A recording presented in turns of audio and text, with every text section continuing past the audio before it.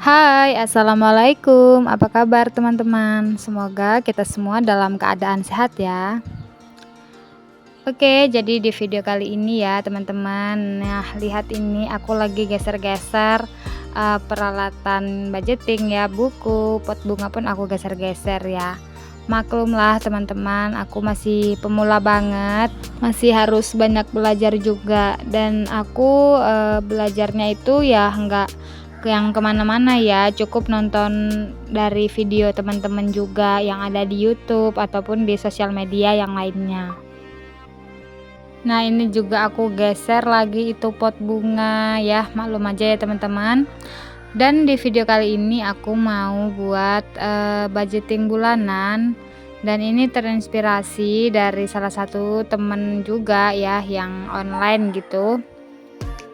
Dia itu merasa gajinya cuman habis gitu aja untuk bayar cicilan, terkadang pun kalau untuk kebutuhan sehari-hari itu seringkali merasa pas-pasan, terkadang pun kurang gitu ya. Jadi di sini untuk nabung itu sulit banget gitu.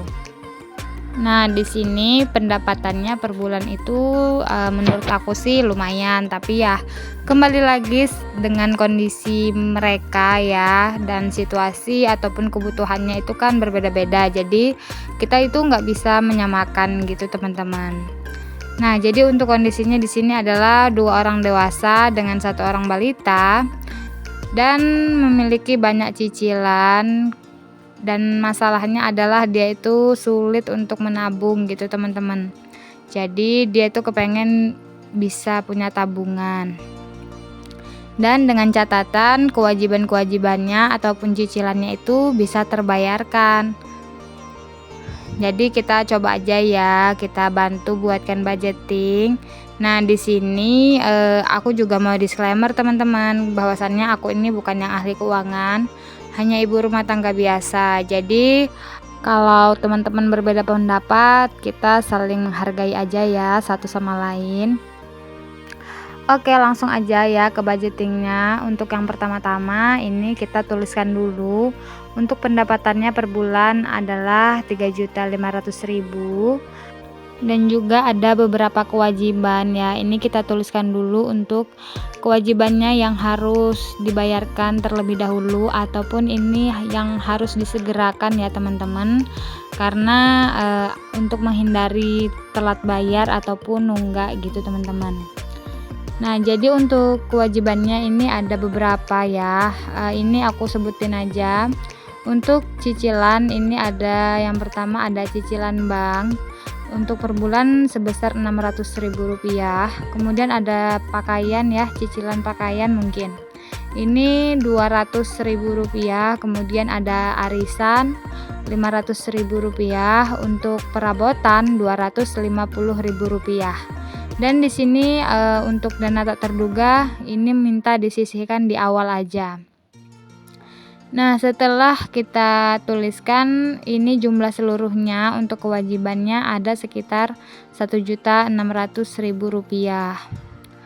Nah, Rp1.600.000 ini kalau misalnya teman-teman udah nerima gaji, ini bisa langsung kita bayarkan ataupun kita sisihkan gitu, teman-teman.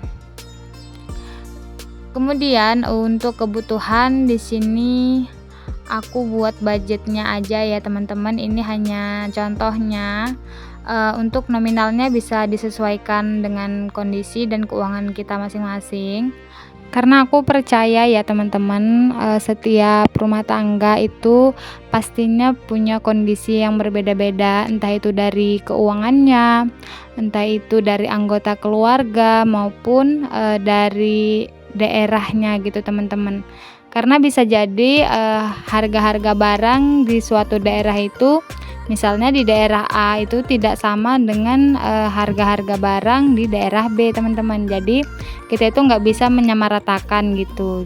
Oke, teman-teman, balik lagi ya. Jadi di sini untuk berasnya aku budgetkan aja per bulannya Rp225.000.